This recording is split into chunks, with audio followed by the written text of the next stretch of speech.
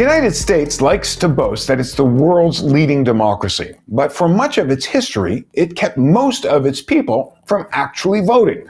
Women didn't get the vote, for example, until 1920. They're fully half the population. And until 1865, African Americans were enslaved. They couldn't vote then, and even after slavery ended, organized, atrocious violence kept most of them from being able to vote, even as free citizens. The right that they were supposed to be granted because of their citizenship really wasn't enshrined and protected by law until 1965 with the Voting Rights Act.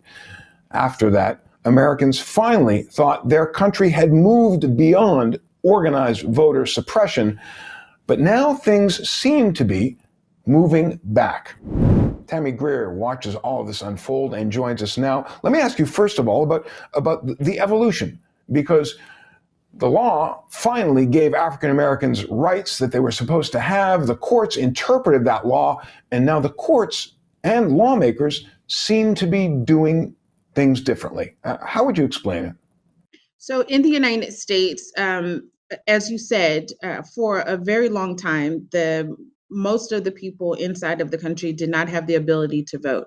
So that is women who are non-white and men as well, even though the 14th Amendment to the Constitution allowed for Black men to have the privilege to vote, yet that did not take place until 1965.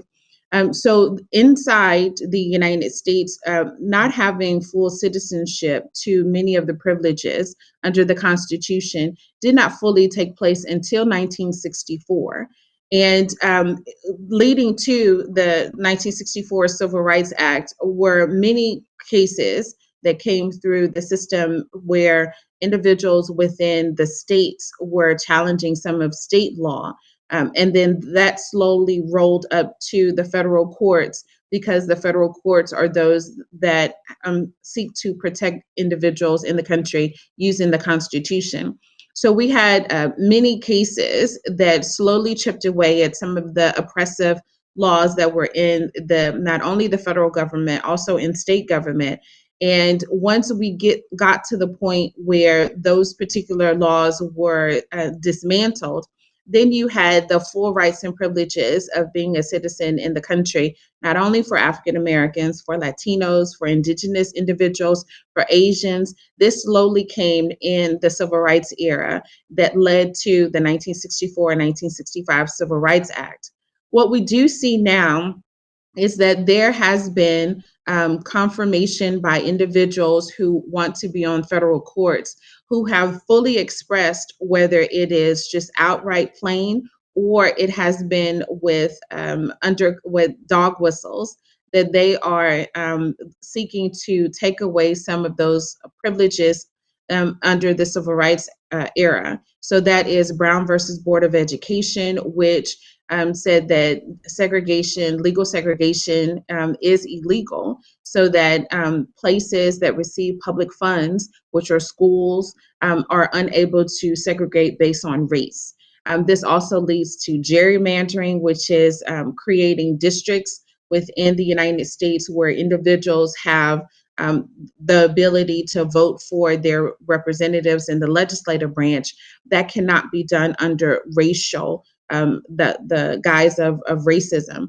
So there has been spaces in the United States where there have been dismantling of some of these items, yet currently you see with the current conservative Republicans have been pushing to move away and to revert back to prior to 1964. And because of this, we see a resurgence of some oppressive and undercover racist policies that are targeted to those individual communities that gained the ability to become full citizens in this country. So when we take, for example, Clarence Thomas, who is on the United States Supreme Court, a Black man from South Georgia, he has been very clear that he wants to strike down Brown versus Board of Education in order for there to be legalized segregation. He has been also very clear about taking away some of the restrictions under the 1965 Voting Rights Act that put restrictions on what some counties and some states are able to do in terms of changing voting privileges inside of the states. So when we have individuals who have this power, they are on the courts for their entire lifetime if they choose to.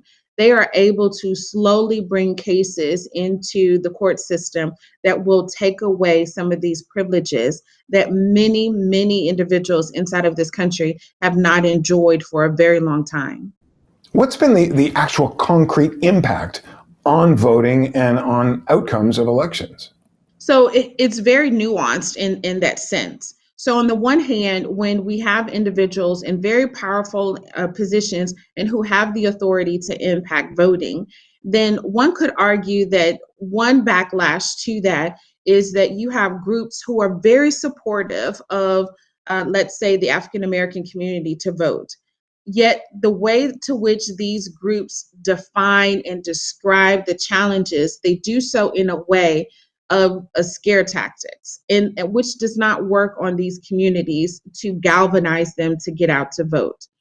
So you have a self-suppression of votes in that sense, where communities tend not to participate because they are constantly inundated with efforts or with words to say that groups are creating efforts for them not to participate. And then you have other areas that are creating laws that really do have an impact on voting. For example, there are some states in the northern part of the United States that will allow for people to vote absentee, unless you can only vote absentee if you vote in person for the first time. So, for example, if you are a college student who moves out of your state to go to college, and you are turned 18 after the November election, you have not voted in person. So if you are at college, you have a choice to make. You either pay to go back home to vote, or you miss out on the opportunity to participate in your home state election because you have not voted in person the first time. That's a different kind of voter suppression that we really don't talk about. Yet that's one of those that is out there, particularly for individuals who are young, who are of this large generation of individuals who can have a great impact on our electoral outcomes. I guess it's too obvious for words, but it bears repeating. Young people tend to vote by and large for the Democratic Party. So anyone introducing that kind of regulation, that kind of law, knows that though it applies to an unspecified general group of people, it will have a very specific impact in the electoral setting. It's basically giving a boost to the Republican Party by taking away some of the Democrats' support. Yes, absolutely. And some of these states actually have either a bare majority of Democrats or they have a full majority of Democrats at many different levels of government. So when we consider some of these efforts, we also have to consider the impact long term of the voting bloc and what it looks like, not only from that particular state's perspective, also the impact that it has in the country overall.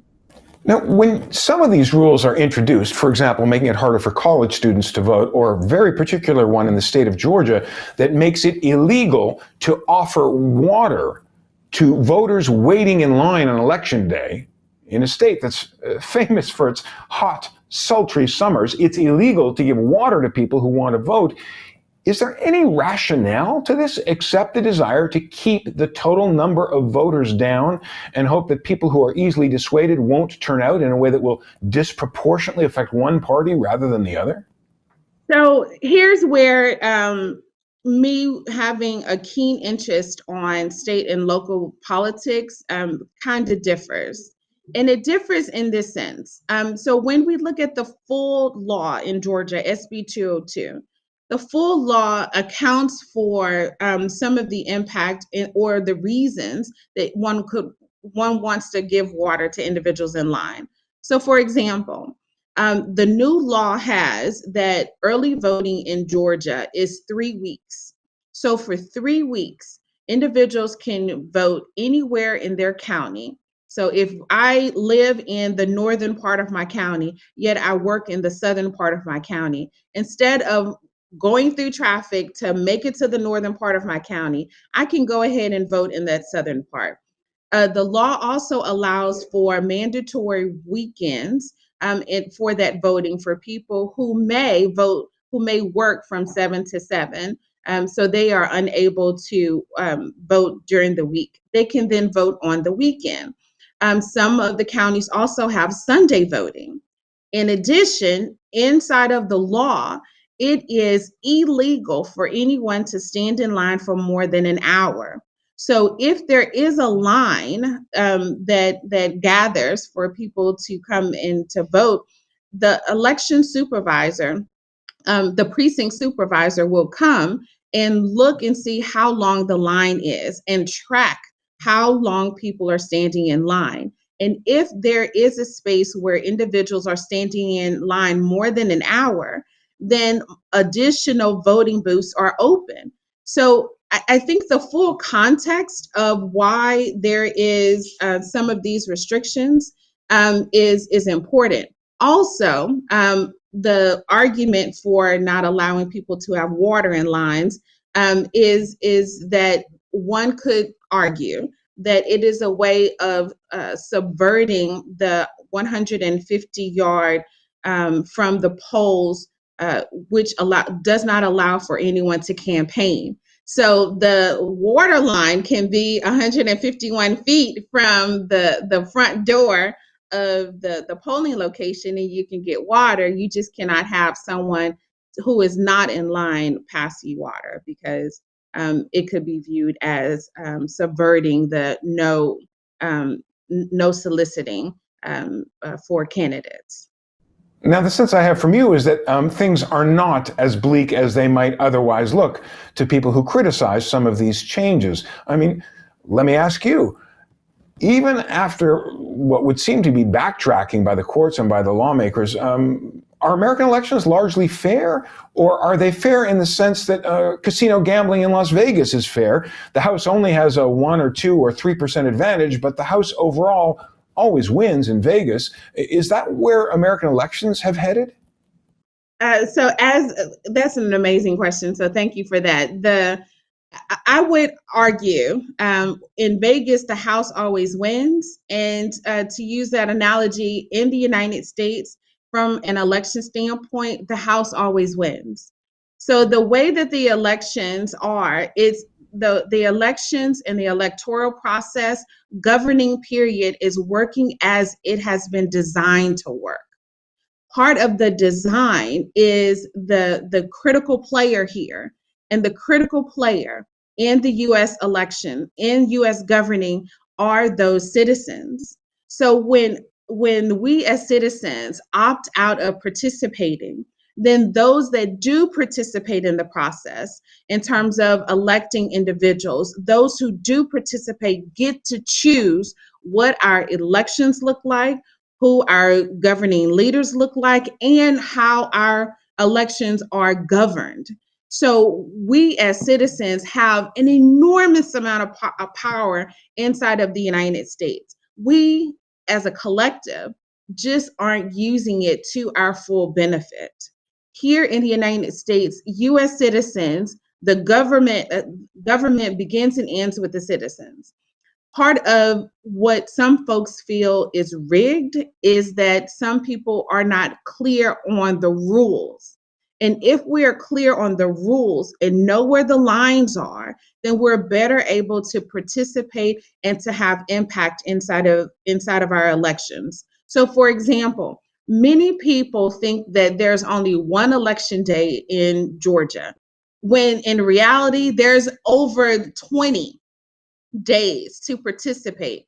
Here in Georgia, you can ask for an absentee ballot and vote by mail just because you don't want to leave your house. You don't need a reason. So there are a plethora of opportunities for individuals inside of Georgia to participate.